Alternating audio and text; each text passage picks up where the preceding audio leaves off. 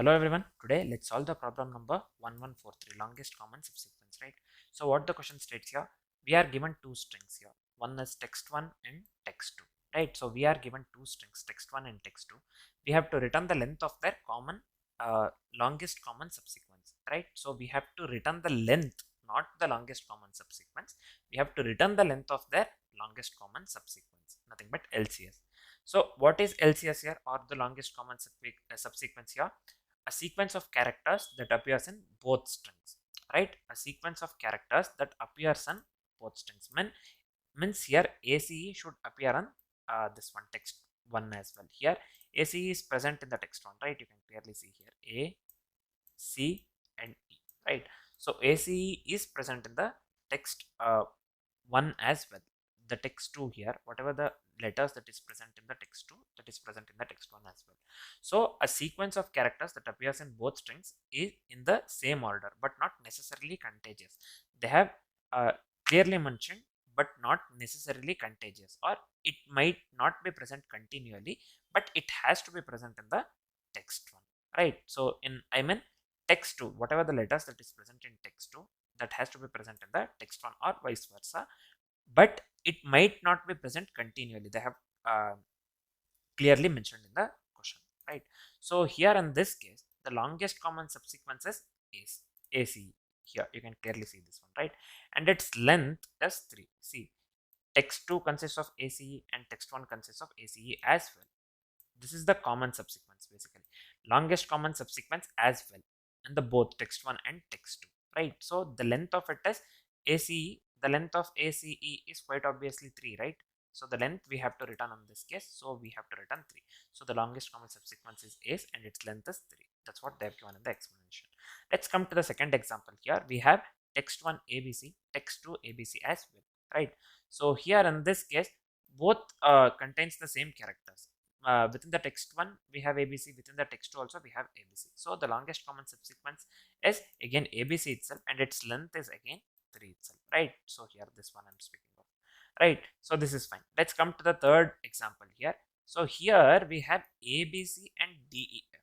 So none of the characters that is present in the text 2 or text 1 is present in the text 2 or vice versa, right? So in this case we have to return 0. So we have to return 0 because none of the characters that is present in the text 1 is present in the text 2, right? So or vice versa, that is present in the text 2 is present in text 1. So in this case we have to return 0. In the explanation what they have said here, there is no such common subsequence, so the result is 0, right? Simple to understand this one, right? So I hope the question is completely clear. I hope what we need to do is completely clear as well. First let's discuss the approach, followed by edge cases one by one, and then finally write the code and discuss the complexities for the code that we have written. Initially let's discuss the approach. So the first thing that we need to keep in mind here is we will be making use of the 2D dynamic programming. So we'll be going with the dynamic programming approach, right? So 2D DP will be going with basically bottom up tabulation, right? So we'll be going with the 2D bottom up tabulation, right? Just keep this in mind. So I have considered the same example, the first example that they have given in the question, so that it will be easier to understand. We have already discussed this one, right? So here in this case we have in the text 2 we have ACE. So this is present in the this one, text 1 as well. They have clearly mentioned in the question that it might not be present continually, but if it is present in both text 1 and text 2, that is the longest common subsequence, and we need to return their length. Basically we need to return their length. In this case it is 3, ACE, length is of 3 and this one 3. This is the common subsequence we have and the longest common subsequence as well. So the length is 3 in this case. Let's move on with the step-by-step execution here, right? So the first step here. So let's come to the first step here, right? So we have considered the first example, same thing here. So just for the understanding, I'll write this one. Text 1 we have A, B, C, D, E, right? For the text 2 we have ACE here, right? The first example itself we have considered. So what are we aiming for, means what are main goal here? So what is our main goal here? Basically we are aiming to build the 2D DP table, right? So we are aiming to build the 2D DP table, right? we are aiming to build a 2D DP table DP where DP of ij stores the length of the LCS between text1 and text2. Means text1 is 0 to I minus 1 and text2 is 0 to j minus 1, right?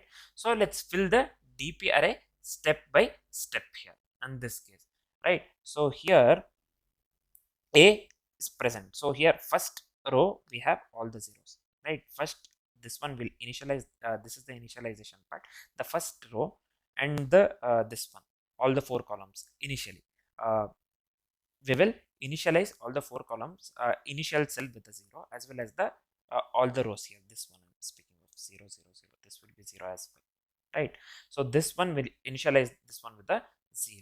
So accordingly, with the formula, basically we aim to build the 2D DP table DP where DP of ij stores the length of the LCS between text1 nothing but 0 to I minus 1 and text2 to 0 to j minus 1 basically. So here in this case A will get A. So because A is present, C is present, E is present, right? So that's what A is present one, C is present, E is present. So this is fine.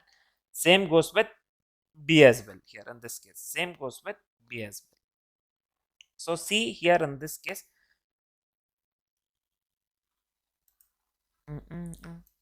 So what we are doing here, A initially what we will do, we'll go with 1 1 1 itself, right? So initially we'll go with 1 1 because from 0 to 1 because we have A in text1 and text2. So A is present. So we'll make this one 1 1 1. So B is not present.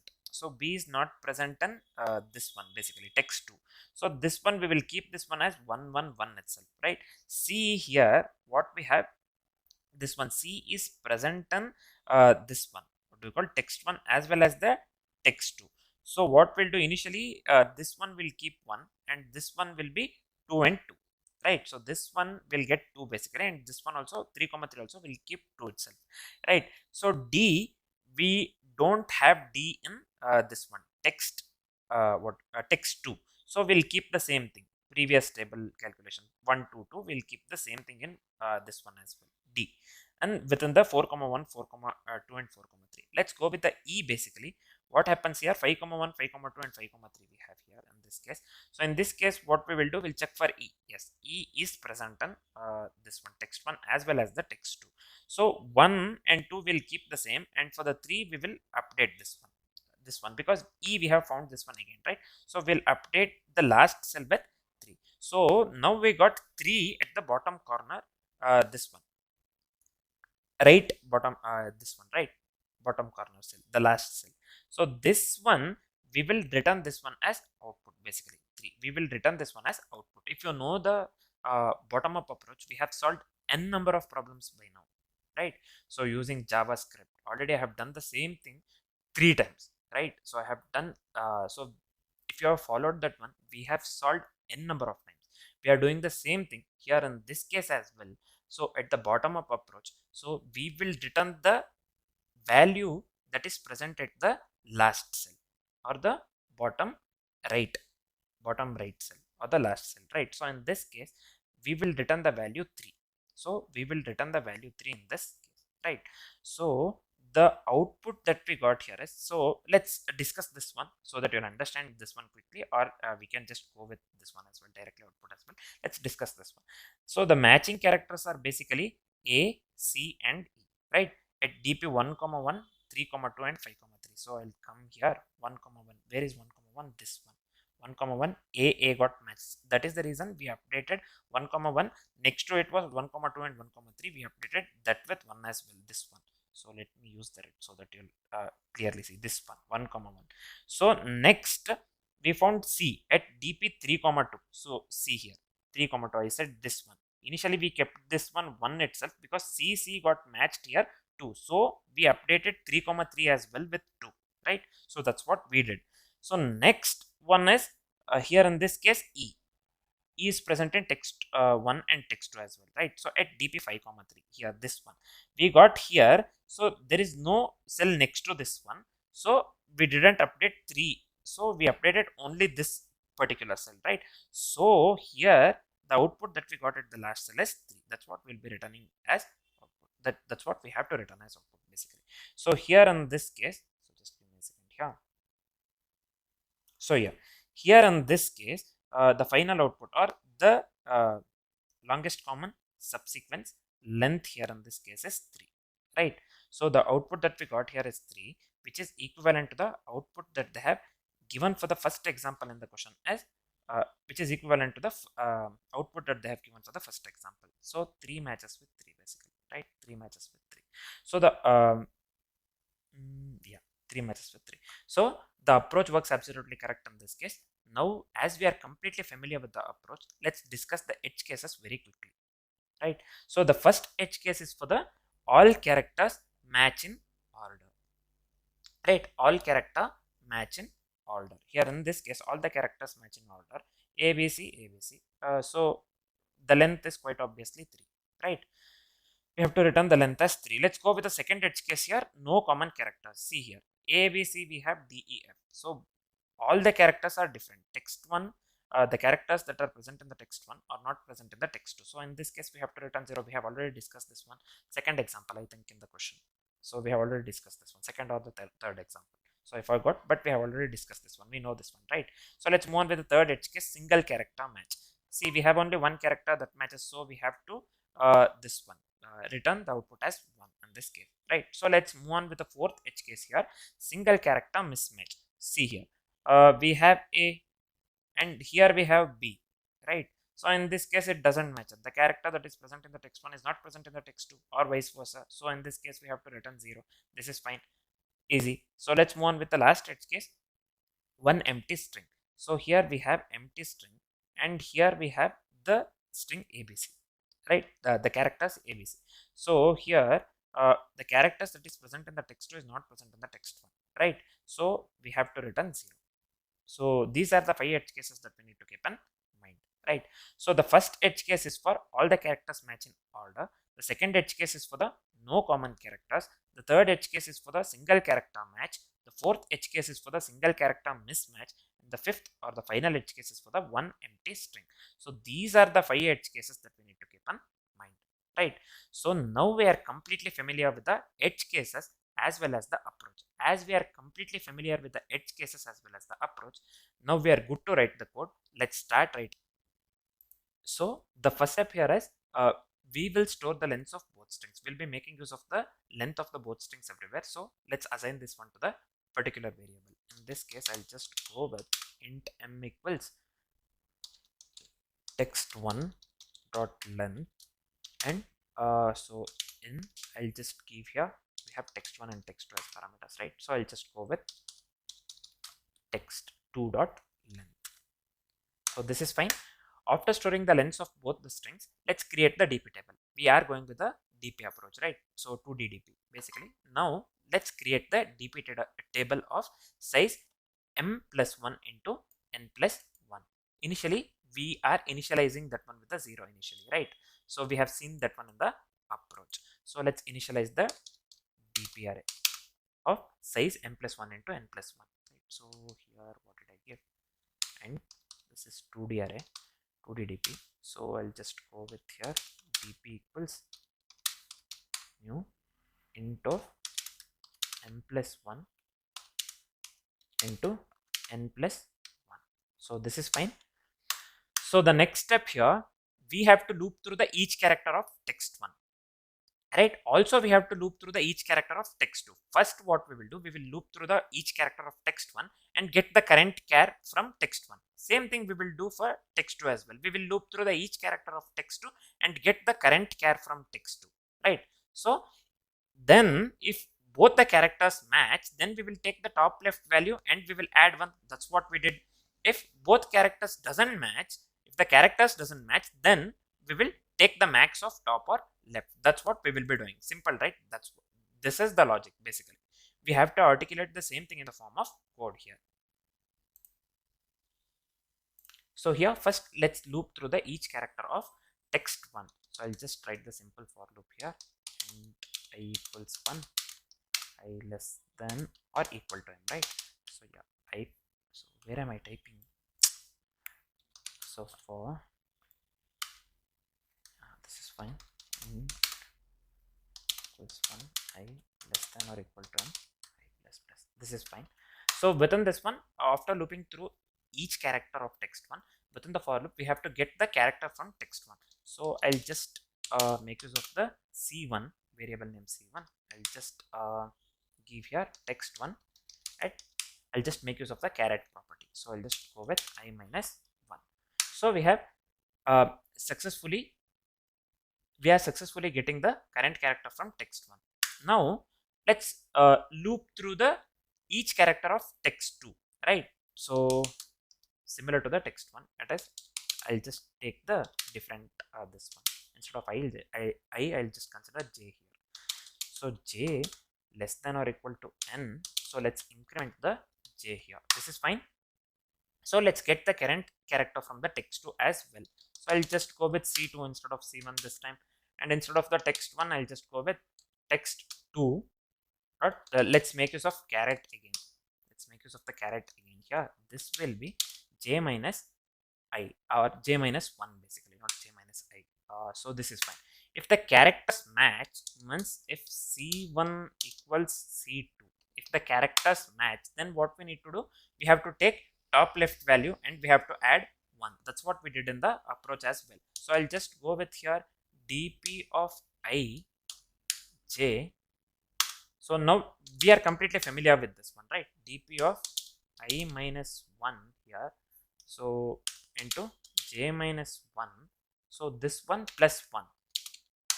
So when the characters matched A, C, E in the approach, we incremented that one by 1, if you remember, right?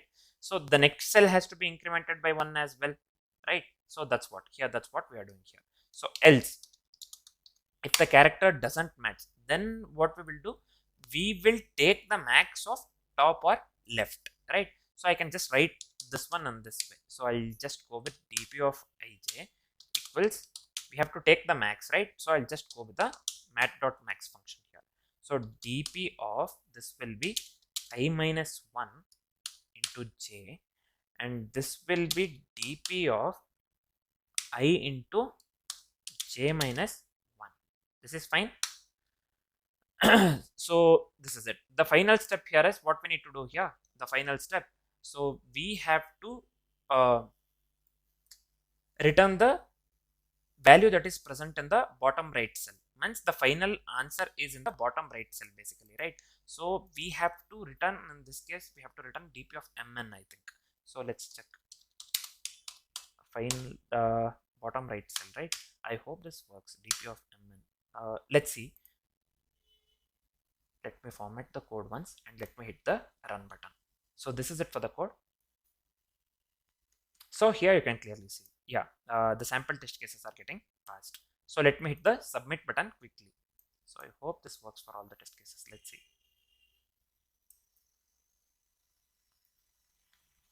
So here you can clearly see all the test cases are getting passed. Means the code works absolutely correct in this case, right? So let's quickly discuss the complexities for the code that we have written. So the approach that we went with here is dynamic programming, or 2D bottom-up DP, right? 2D bottom-up DP. So what would be the time complexity here? So overall time complexity would be quite obviously big of m into n, right? Why it is m into n? Because m and n are nothing but the length of the text1 and text2, and we are filling the matrix of size m into n basically, right? So overall time complexity would be quite obviously big of m into n. So what would be the space complexity here? Space complexity would be same as well. It would be big of m into n. So why it is big of m into n here? Because we are making use of the 2D array. This one I'm speaking of. We are making use of the 2D array of size m plus 1 into n plus 1, right? So we are making use of the 2D DP array of size m plus 1 into n plus 1 to store the LCS values. To store the LCS value means longest common subsequence values for all the sub problems, right? This one I'm speaking of, line number 4, right? So that is the reason overall space complexity would be because m into n, obviously. So the time complexity and the space complexity for the code that we have written as because m into n, right? I hope the complexities are completely clear, and I hope whatever the code that we have written is completely clear as well, right? For now, this is it. Thanks for watching, guys.